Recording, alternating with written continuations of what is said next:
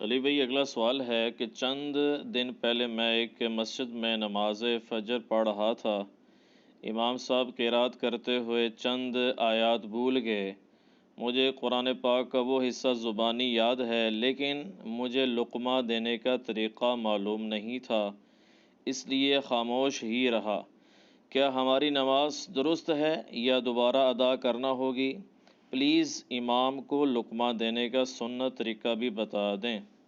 یہ لقمہ جو ہے نا، یہ وہ کوئی روٹی کا لقمہ یا چاولوں کا نہیں ہے۔ یہ لقمہ ایک ٹرم استعمال کی جاتی ہے کہ امام اگر غلطی کرے تو اس کی غلطی پر اسے متنبع کرنا، اسے لقمہ کہا جاتا ہے فقہ کی ٹرم کے اندر۔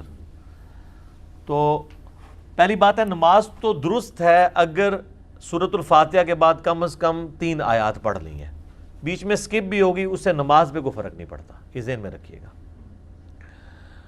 ہاں، قرآن کی کوئی آیت غلط پڑھ دی اور اس کی تصحیح نہیں کی اور اس کا ترجمہ ایسا بن گیا جو قرآن کی تعلیمات کے خلاف ہے، پھر تو نماز لوٹانی پڑے گی، بلکہ تجدید ایمان بھی کرنی چاہیے احتیاطاً۔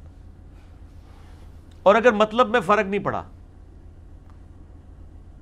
تہددون نکل گیا ہے تفلحون کی بجائے، تو ہدایت فلاح ہم پلہ مانا ہے، کوئی فرق نہیں۔ کئی بار ہو جاتا ہے، میں بھی قرآن پڑھتے ہوئے ابھی پچھلی مجلس میں وہ آیت تھی قد جاءکم من اللہ نور و کتاب مبین، تو میری زبان سے نکل گیا لقد جاءکم، کیونکہ وہ لادہ سے بھی ہے، لقد جاءکم رسول من انفسکم، اسی کو کہتے ہیں متشابہ آیات چونکہ موجود ہوتی ہیں، مشابہ لگ جاتا ہے، ریزیمبلنس والی آیات۔ ایون نبی الاسلام کے بارے میں سنن نبی داؤد میں حدیث ہے، باقاعدہ امام ابو داؤد نے باب باندھا ہے کہ امام اگر قرات کی غلطی کرے تو اسے متنبع کیا جائے۔ اس میں آتا ہے کہ نبی علیہ السلام ایک دفعہ نماز پڑھا رہے تھے تو آپ قرات میں آیات بھول گئے، تو سلام پھیرنے کے بعد آپ نے پیچھے مڑ کے دیکھا تو حضرت ابی ابن کعب بھی تھے، تو آپ نے ابی ابن کعب سے کہا کہ تو نے مجھے جو ہے وہ لقمہ کیوں نہیں دیا جب میں قرآن، یار کیا خوش نصیبی ہے ابی ابن کعب کی۔ اور یہ آپ کے ساتھ ہوتا تھا اس لیے کہ آپ انسان تھے نا، ایسا ہو سکتا ہے، اس سے کوئی دین نہیں ڈاؤٹ فل ہو جاتا۔ قرآن میں بھی ہے سَنُقْرِئُكَ فَلَا تَنْسَى إِلَّا مَا شَاءَ اللَّهُ، ہم آپ کو پڑھائیں گے آپ نہیں بھولیں گے، ہاں مگر جب اللہ چاہے امت کی تعلیم کے لیے ایسا ہو سکتا ہے۔ تو بخاری مسلم میں حدیث ہے نا، 4 بندوں سے قرآن سیکھو، ان میں ایک ابی ابن کعب بھی ہیں، عبداللہ ابن مسعود بھی ہیں، سالم بھی ہیں، معاذ ابن جبل بھی ہیں رضی اللہ عنہم اجمعین وعلیہم السلام اجمعین۔ تو آپ نے فرمایا کہ مجھے تم نے ٹوکنا چاہیے تھا، مجھے ٹوکنا چاہیے تھا، یعنی وہ یاد دلانی چاہیے تھی آیت۔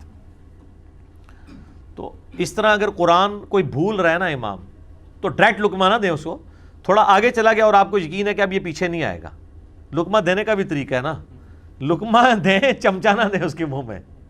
ایک چمچہ دینے والے لوگ ہیں، وہ تیار بیٹھے ہوتے ہیں، ذرا سا ادھر ادھر پکڑ کے چمچہ منہ میں دے دیتے ہیں، نہیں۔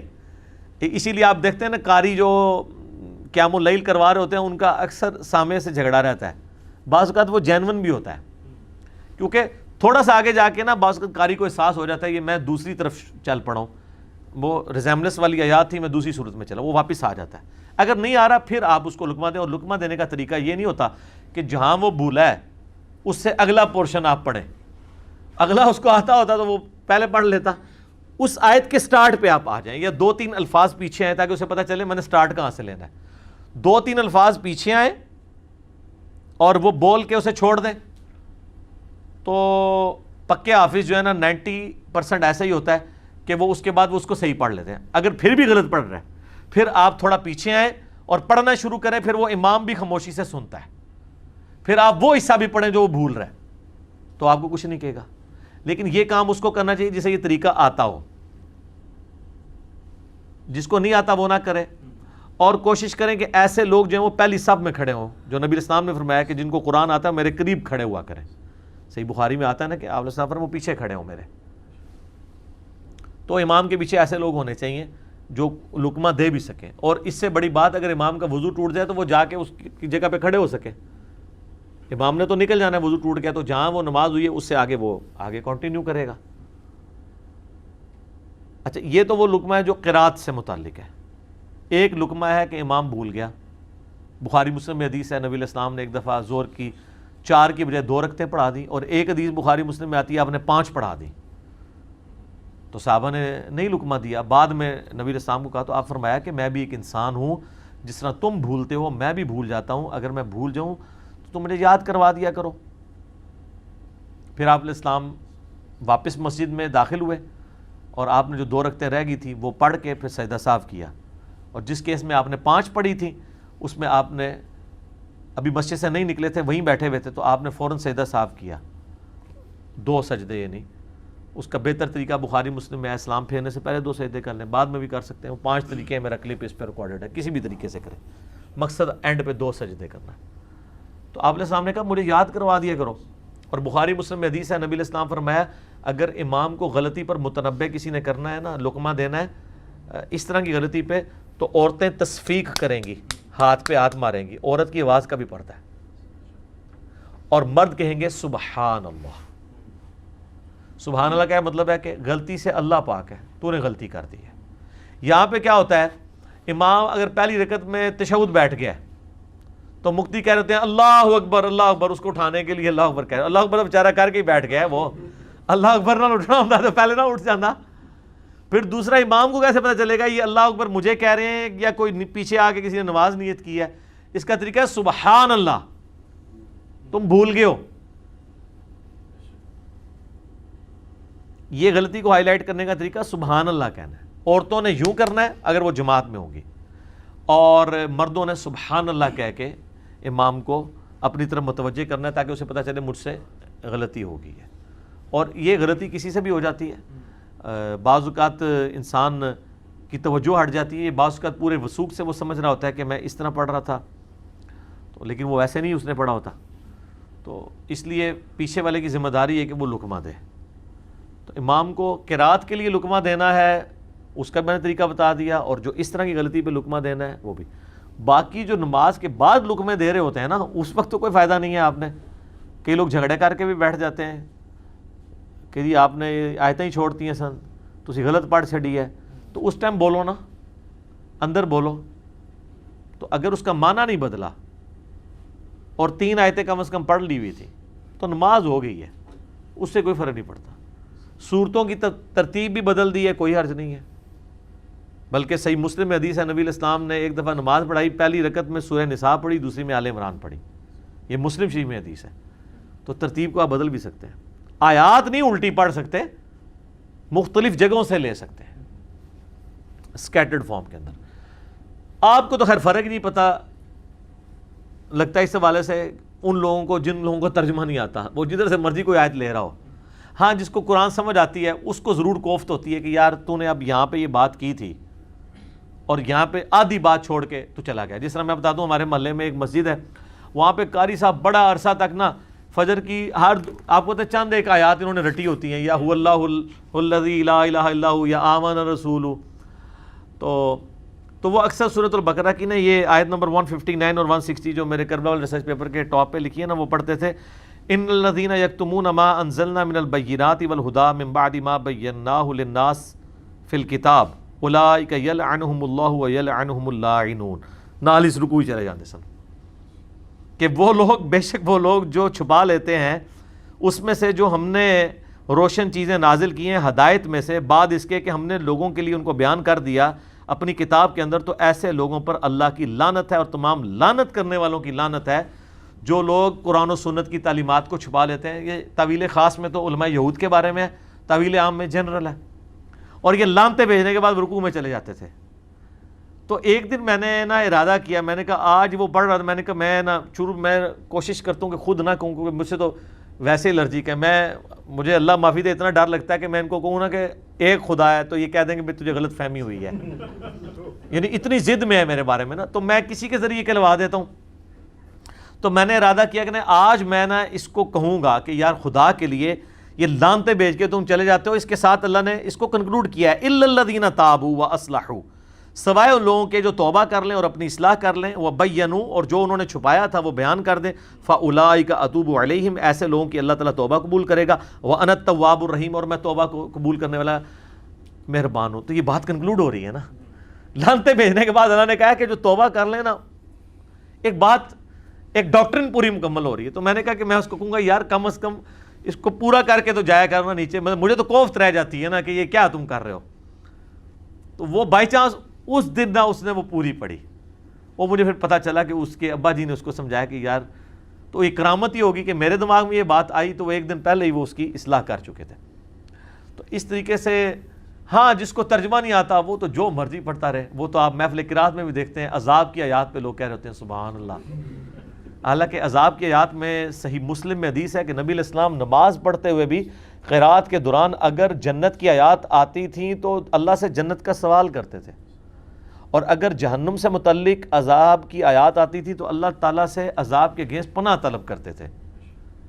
یہ قرآن اس لیے تو نازل نہیں ہوا تھا کہ اس کے چند ایک جگہ آپ رٹ لیں اور وہ 3 آیتیں پڑھنے سے جناب یہ ہو جاتا ہے. قرآن یہ اس لیے نازل ہوا ہے کہ آپ کی بیٹری چارج ہوتی رہے, ٹھیک ہے نا. وہ تو کم از کم فجر کی نماز 40 منٹ کی اور عشاء کی بھی 40 منٹ کی ہونی چاہیے. خالی ٹوٹل پوری کرنے والی نمازوں کا تو کوئی فائدہ نہیں ہے.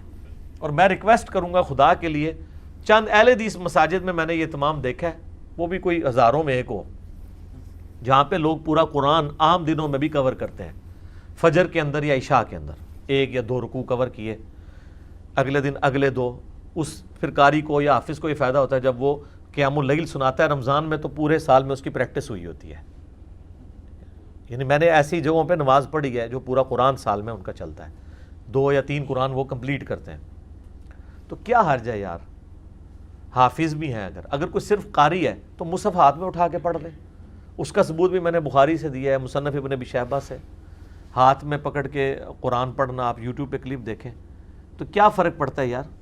قرآن ہاتھ میں پکڑ لیں مصحف, اور ایک طرف سے شروع ہوں اور اس کو مکمل کریں, اور پیچھے مقتدی بھی ترجمے والا قرآن اپنے موبائل میں کھول کے کھڑے ہو جائیں, ساتھ عربی بھی چیک کرتے ہیں ساتھ ساتھ.